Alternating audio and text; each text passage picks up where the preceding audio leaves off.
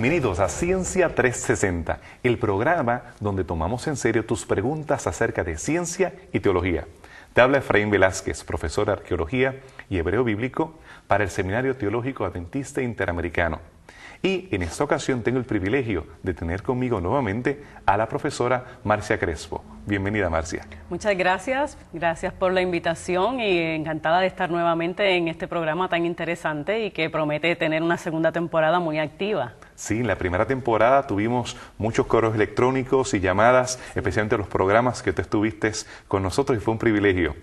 Ahora tenemos un tema me parece muy interesante, porque cuando hablamos acerca del origen del universo y el origen de las especies, muchos sugieren que son procesos aleatorios, casualidad, simplemente ocurrieron de alguna manera, no hay realmente consenso entre muchos de los científicos acerca de cómo sucedió, ni cómo pudieron hacerse complejos sistemas, organismos en lo que nosotros conocemos hoy como la creación o como la vida. Realmente, cuando hablamos acerca de lo que nosotros estamos rodeados, ¿lo vemos como algo simple o vemos como algo que ha sido diseñado inteligentemente? ¿Qué se conoce hoy como diseño inteligente? Pues fíjate, doctor Velázquez, sinceramente hay dos posturas diferentes con respecto a lo que es diseño inteligente. Y si nosotros observamos la naturaleza, nos damos cuenta de que sí es bien compleja. Nuestro propio organismo es complejidísimo.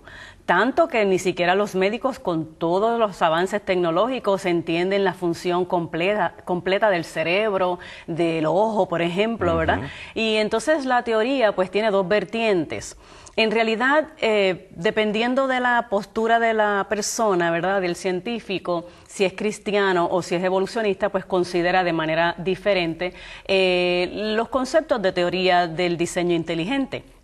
Por ejemplo, si fuese un evolucionista, diría que es una corriente prorreligiosa, porque entonces le atacan esa posición, ¿verdad?, en donde el origen del universo y el origen de la vida fueron prácticamente resultado de una forma deliberada, ¿verdad?, a propósito de la creación, y ellos no consideran que esto es correcto. Así que lo llaman una pseudociencia y es altamente criticada. Sin embargo, es un movimiento también, ¿verdad?, y sugiere que la vida, el origen del universo, todo fue preparado y diseñado con un propósito, con un fin, con una función, y eso nosotros lo observamos mucho en el aspecto natural, ¿verdad?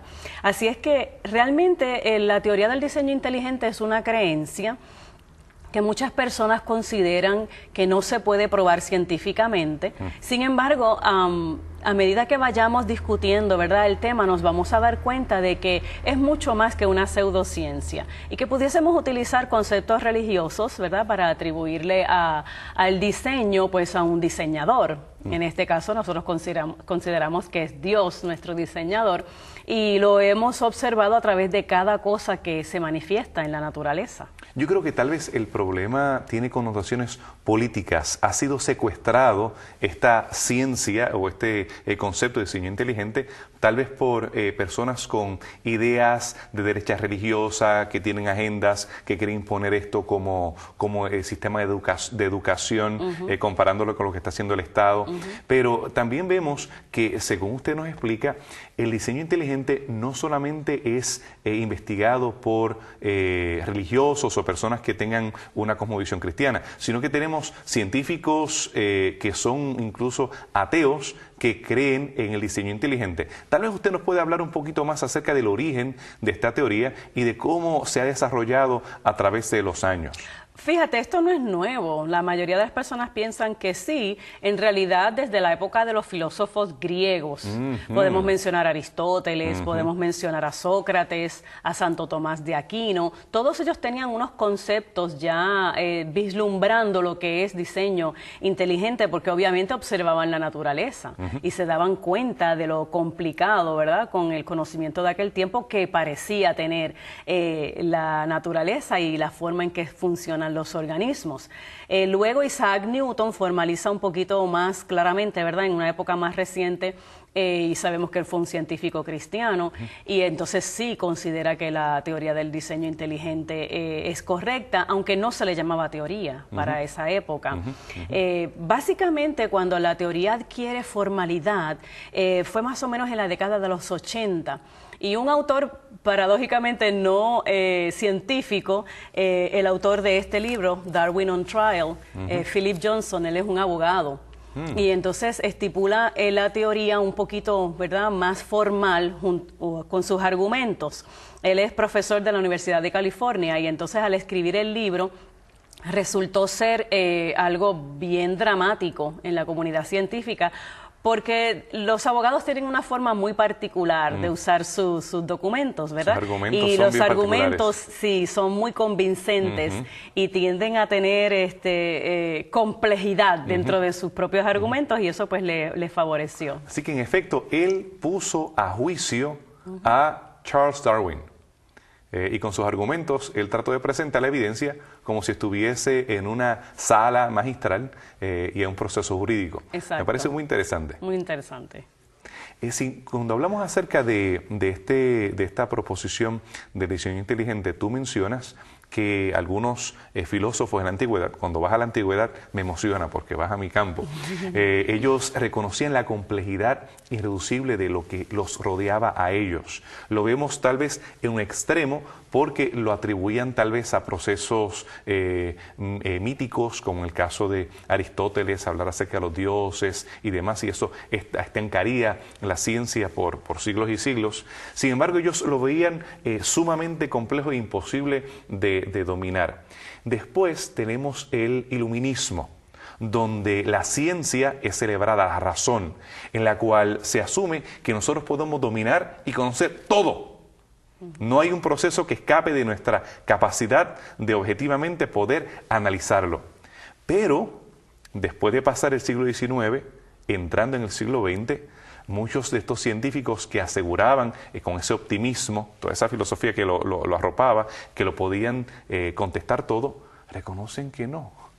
Tal vez aquellas observaciones de Darwin que eran simplistas porque era mirando finches, mirando procesos de adaptación de forma física o por fuera, en forma superficial. Ahora, cuando entramos a los procesos del ADN, los complejos procesos, como mencionas, acerca del ojo, de la coagulación, del cerebro, pues hemos sido inyectados con un poco de humildad, porque vemos que no es tan fácil como pensábamos. Y ahora te pregunto, ¿qué argumentos o qué posiciones existen en favor de esta propuesta de diseño inteligente?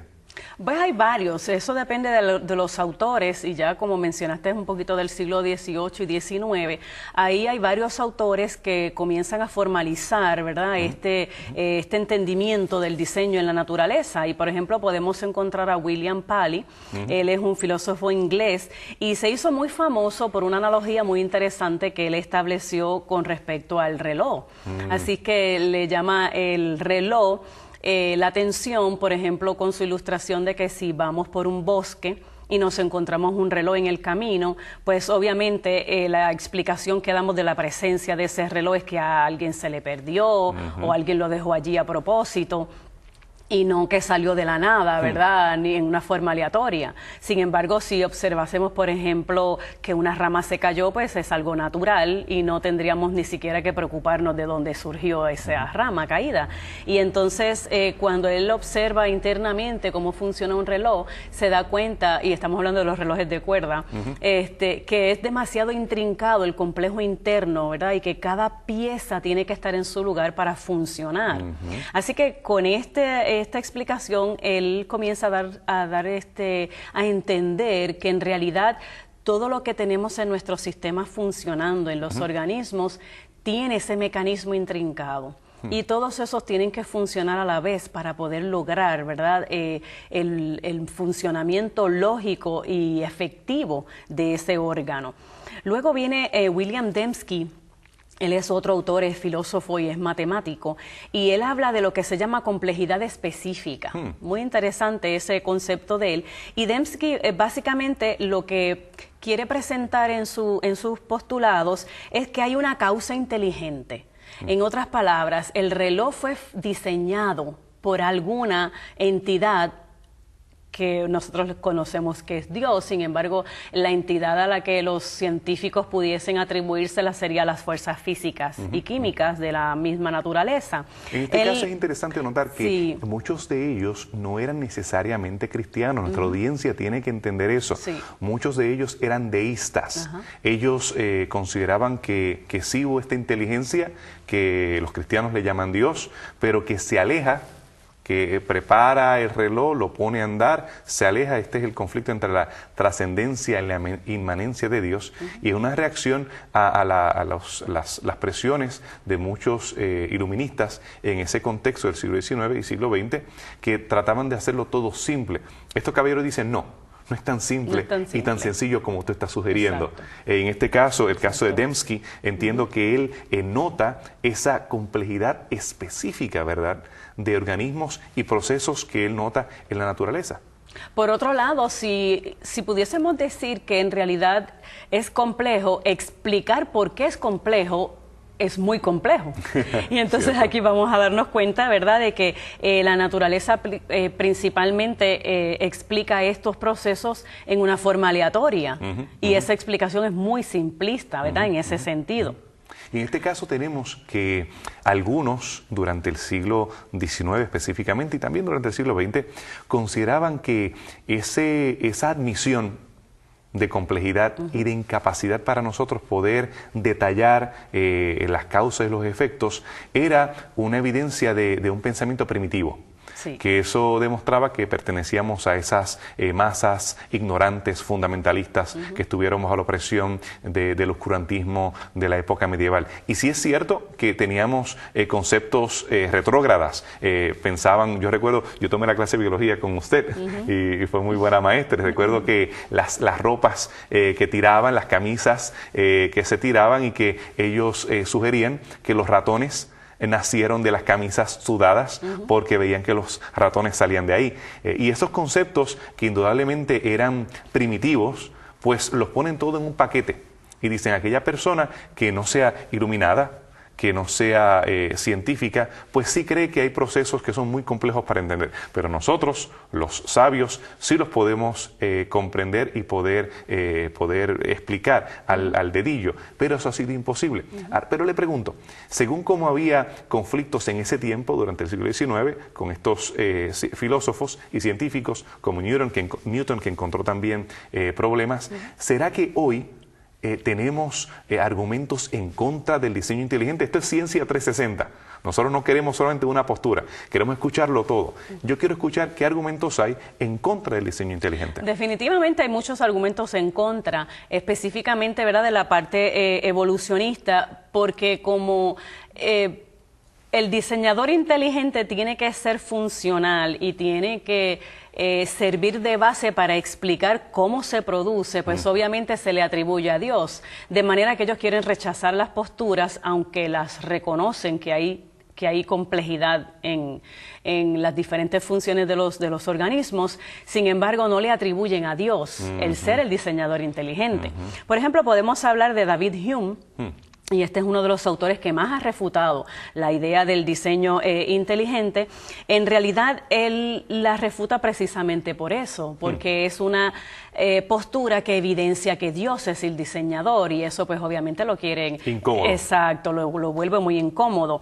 Y entonces atribuye entonces a otras fuerzas este aparente diseño, y ni siquiera desea corroborar su postura, así que simplemente es una teoría que no va atada, ¿verdad?, a ningún fundamento y a ninguna explicación que pudiese nosotros entender de dónde viene. Claro. Luego tenemos más recientemente a Stephen Jay Gould, y él también es un paleontólogo americano, de acá de América, es de Harvard, y él escribió un libro muy interesante que se titula The Panda's Thumb.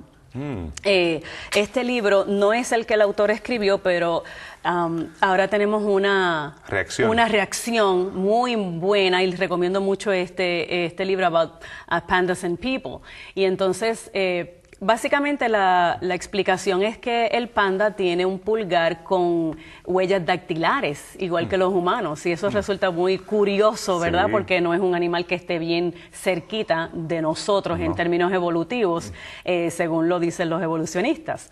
Así que él dice que sí debe haber algún tipo de diseño, aunque él no cree que el diseño esté dirigido por Dios mismo. Y en este caso no podemos arguir de vestigios porque tenemos algún tipo de asociación dentro de esa taxonomía que se ha hecho, en la cual nos ata con diferentes especies, como tú bien señalas. El panda está bien alejado, muchos todavía le llaman el oso panda, pero no deberíamos ni siquiera llamarle el oso panda, porque no pertenece tampoco ni a la clasificación de los osos, y mucho menos de los homónides. Ninguno de nosotros está ni siquiera cerca de los pandas. Me parece muy interesante ese argumento y cómo ha sido rechazado, refutado. Sí. ¿Quién más tenemos? Pues tenemos a uno de los más famosos, Richard Dawkins. Él vive con nosotros todavía y él es uno de los ateístas, ¿verdad?, más famosos y activos a nivel mundial. Él es un zoólogo británico y estudió y trabajó mucho en la Universidad de Oxford y escribió varios libros interesantísimos con respecto a la evolución para echar por tierra, ¿verdad?, estas teorías, y él escribe uno muy satírico llamado The Blind Watchmaker, el relojero ciego, y se refiere al Paley que habíamos mencionado anteriormente, a William Paley, donde él menciona lo del reloj en el bosque. Así es que él dice que el relojero que construyó el reloj es ciego, y en un sentido lo que nos está tratando de explicar es que fueron las fuerzas aleatorias que no tienen función específica, no tienen propósito en la naturaleza, las que desarrollan un reloj.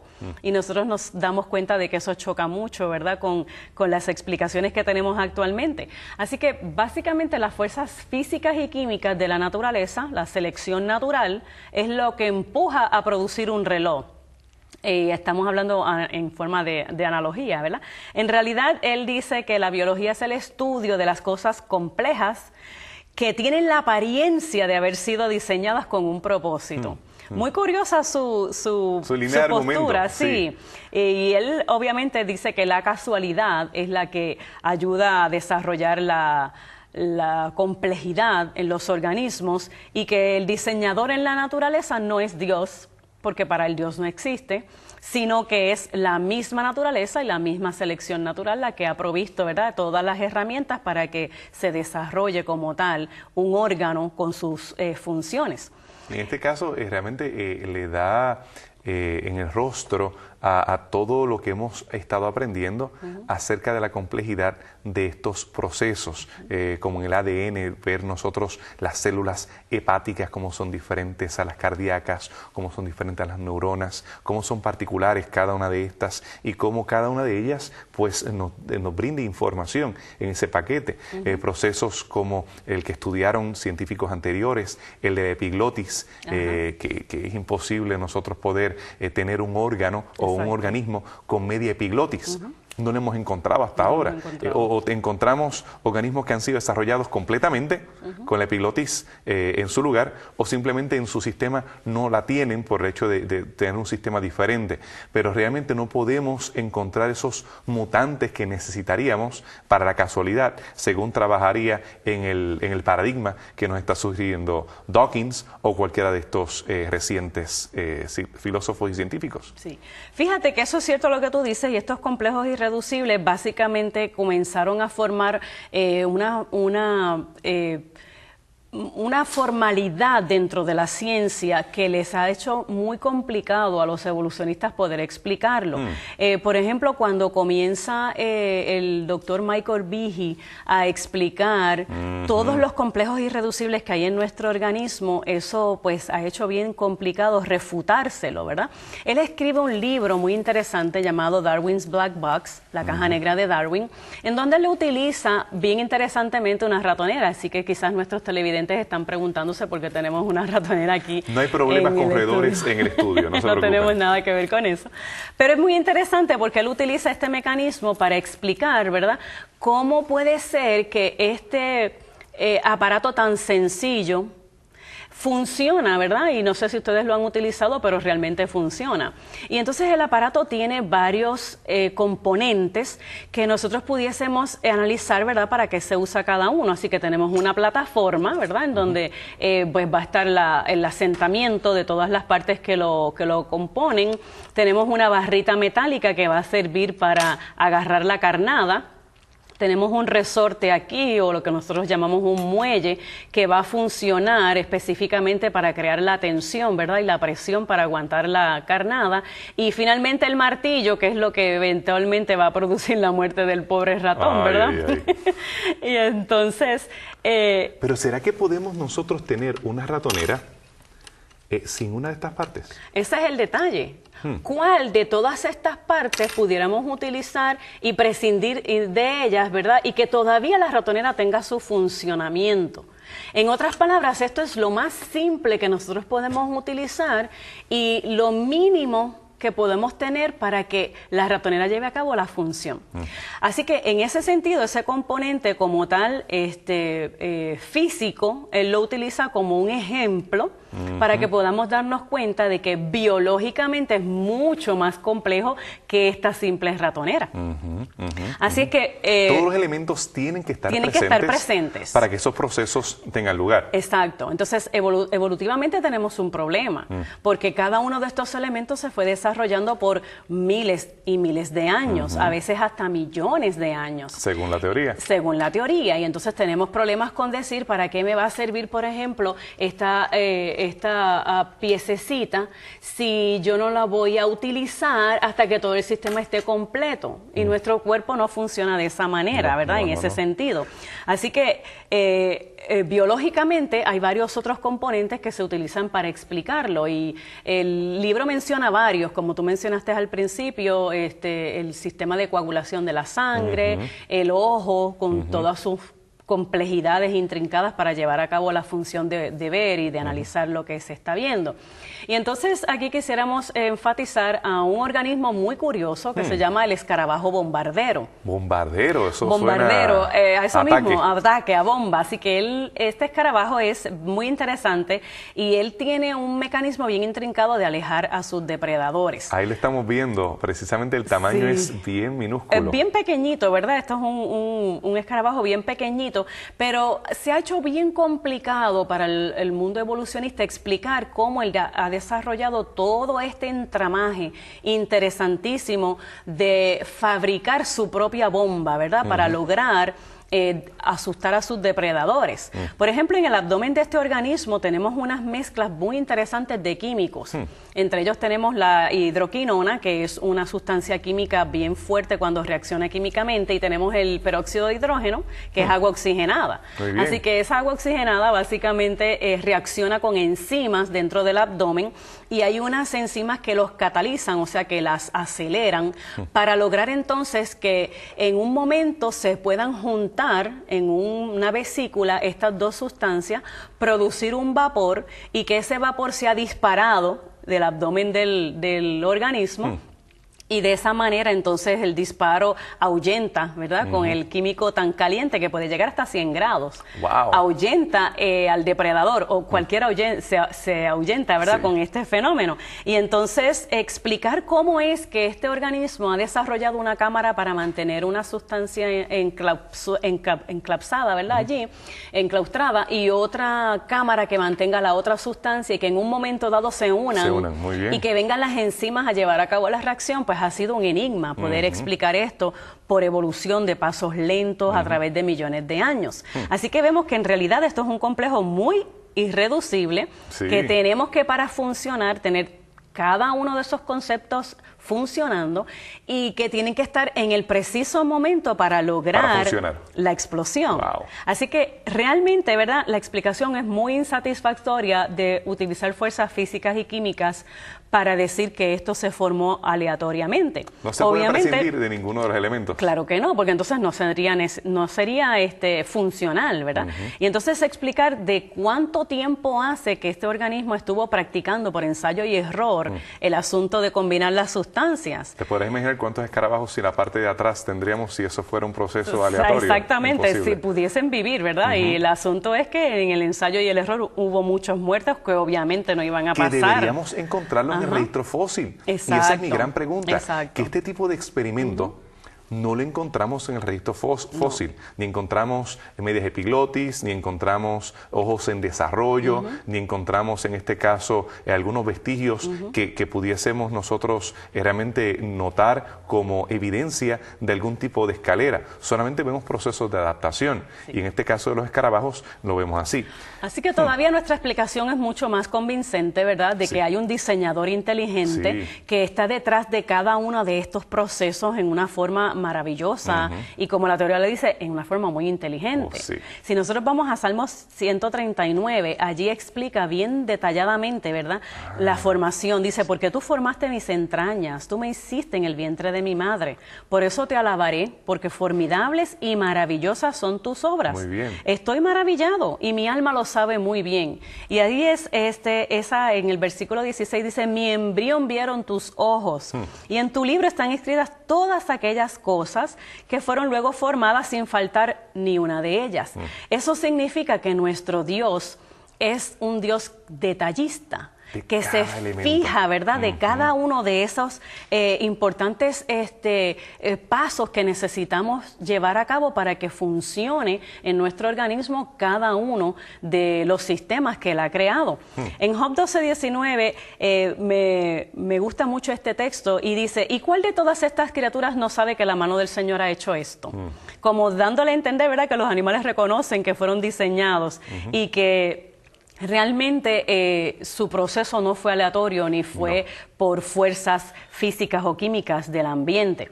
En el espíritu de profecía también se habla de lo que es la verdadera ciencia y dice que la verdadera ciencia no puede haber nada contrario a las enseñanzas de las Escrituras, porque el libro de la naturaleza y la palabra escrita se alumbran mutuamente y esto es algo que yo puedo observar, que me doy cuenta que realmente la naturaleza funciona en acorde con lo que la palabra dice y que el diseñador es el diseñador de la naturaleza y que por lo tanto obra a través de ella, ¿verdad?, para dar la manifestación de su grandeza y de su inteligencia. Gloria al Señor. Realmente nosotros quedamos impactados por la complejidad irreducible que tiene la creación, desde los procesos que vemos en el mundo animal, los procesos que vemos en el mundo biológico de nosotros mismos como seres humanos. Realmente ustedes televidentes estamos seguros que quisieran ver más de estos ejemplos. Tenemos que abrir la ventana y solamente mirar hacia afuera y ver las maravillas de la mano del Creador, de un diseñador inteligente que no solamente estuvo con cuidado tratando de que fuéramos felices, sino que tiene un plan de salvación para nuestras vidas. Ese interés no es de un relojero alejado, sino de alguien que se acerca a ti para hablar de tu corazón, para salvar a tu vida de donde tú estés. Dios te bendiga.